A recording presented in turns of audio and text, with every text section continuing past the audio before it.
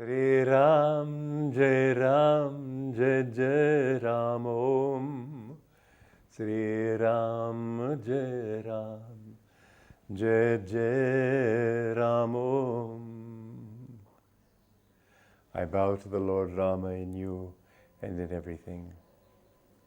I would like to read today a delightful story. It goes along with the one I read last time, and it shows a facet of my Guru's teaching. You can't call it a facet of his personality, because really he had a personality and he didn't have a personality. He was completely free to manifest himself in all kinds of ways. But you see, my need was to become less intellectual, more childlike, more devotional. And so this story was addressed to that. During my early days with the Master, he constantly urged me, get devotion, remember the words of Jesus, Lord, thou hast hid these things from the prudent and the wise, and hast revealed them unto babes. One day he bought a few toys. I wonder in retrospect if it wasn't for my benefit. I never saw him with them again. We were seated around the little kitchen table at his desert retreat.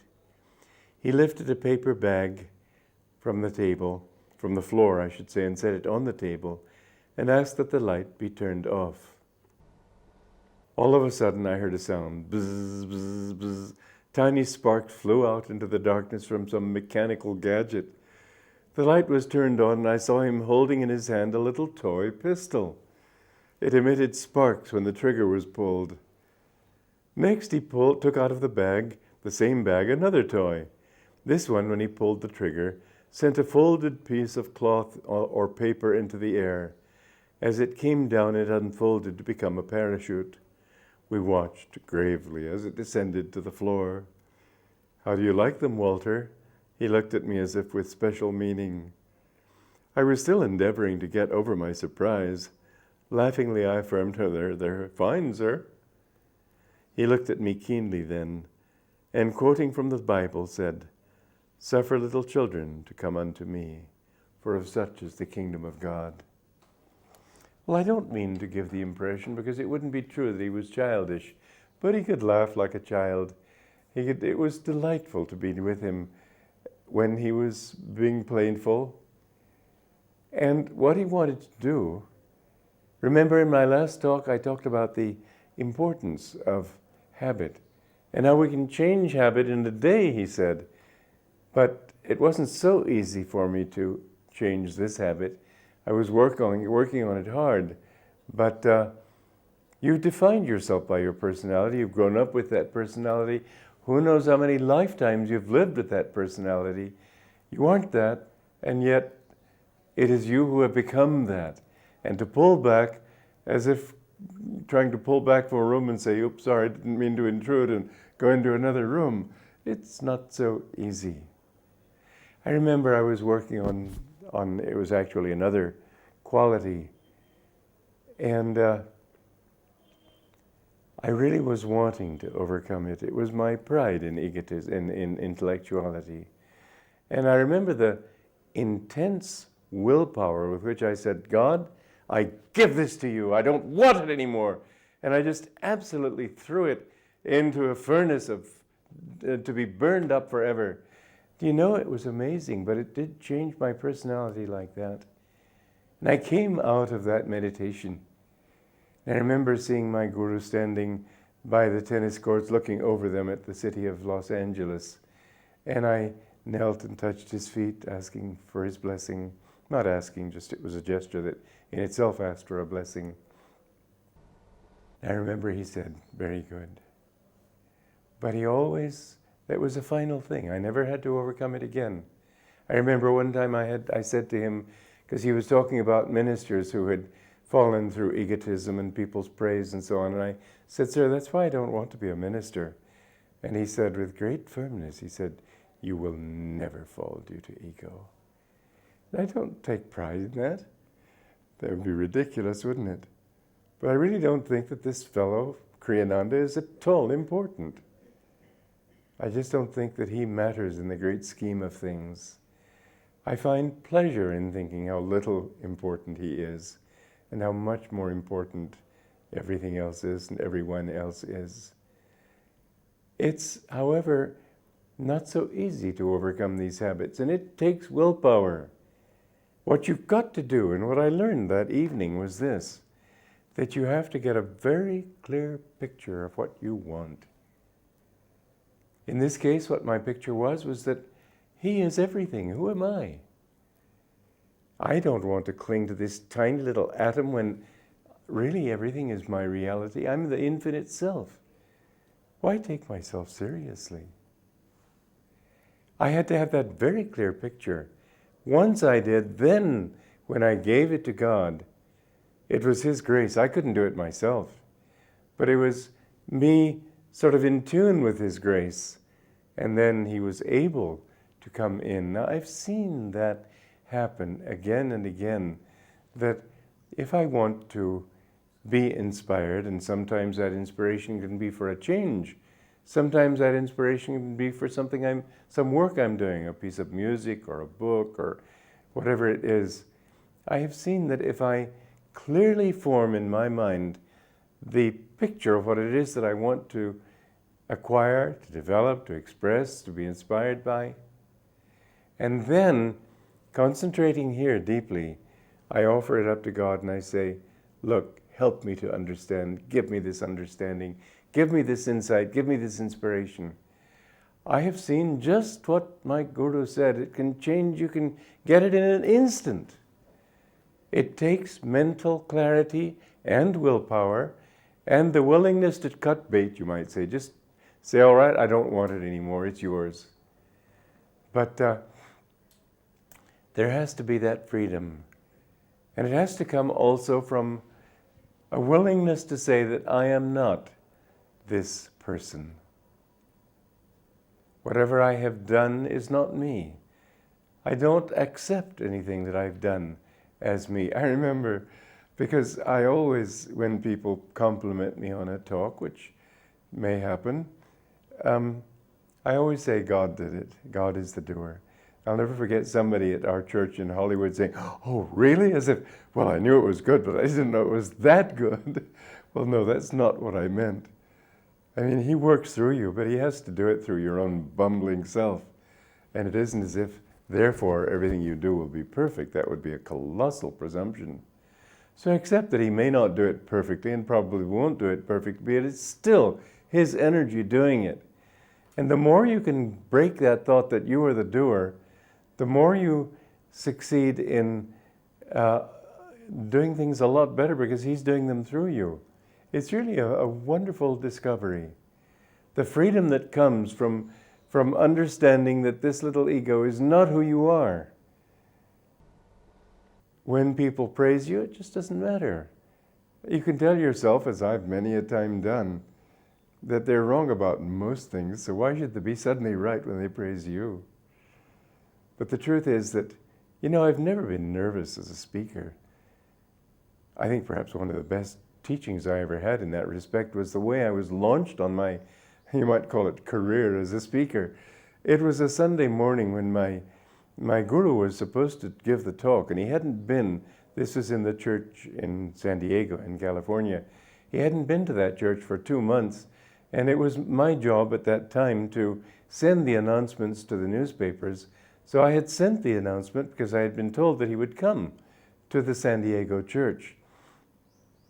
So I'd sent the announcement for this next Sunday that he was to come, and I knew people had been told, well, look at the papers, and when they see his name, then they would all know that that's when they especially should make it a point to be at the church. Well, Saturday morning, one of the older ministers came to me and he said, Master wants you to go in his place. Well, I was 22 years old. That's not the age when you want to be up there speaking for your guru, especially to a congregation that's been eager to see him for 2 months and hasn't had that opportunity. I tell you, it was a very good lesson because it was a lesson in humility. How could you not be humble when you're in that kind of a situation? How could you take pride in anything?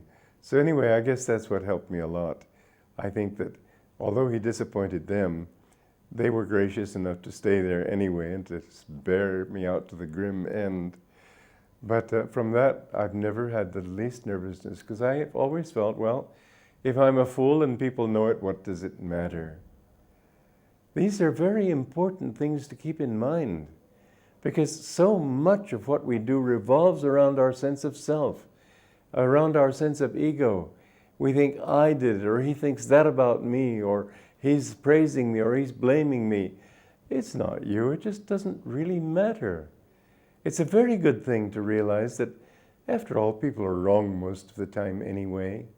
It's a very good thing to realize that your habits are things that you've accumulated, but they don't have to be you. You need to remember that you are behind those habits, that you are an expression of that infinite who has become all the forms in the universe.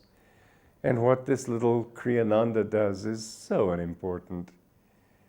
I think sometimes it's good to have a good sense of humor and to be able to laugh at yourself. But the main thing that we need to understand always is that if we live in Him, be childlike, not in the sense of a babbling idiot, not in the sense of, well, I don't want to call children idiots. They're usually a lot smarter than you think, and they see more than you know. However, the important thing is that you don't want to be childish. To be childlike, however, means not to have any preconceived ideas of how things ought to be. A child doesn't know yet how things ought to be, and so he takes them as they are. And I'll never forget, on the beach at Mamaia, I was probably 5 years old. Mamaia is a bathing beach in Romania, near the city of Constanța, and as I've told you, I was born in Romania and grew up there. So I was 5 years old, and this woman was lying there without anything on, and I didn't know it was wrong to be naked, but I didn't think it was very attractive. And she stopped me because she wanted me to get something out of her cabin, so I went and got it. But I remember, here I was a child. I didn't know that people should or shouldn't be undressed. I didn't particularly enjoy seeing anybody undressed. But you see, that's how children are. They don't have preconceptions as to what should be or should not be, and they sort of follow the leader. They do what their elders do, and that's why it's so important to set a good example for your children. A very important example for parents, as an example.